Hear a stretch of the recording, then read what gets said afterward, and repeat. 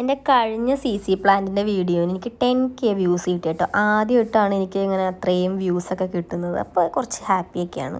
ഇതെങ്ങനെയുണ്ട്, നല്ല കളറല്ലേ, നല്ല yellow colour. ഇത് കടയിൽ നിന്ന് വാങ്ങിയ ചെമ്പരത്തിയാണ്. ഇതിൻ്റെ കുറേ വെറൈറ്റീസൊക്കെ ഉണ്ട്.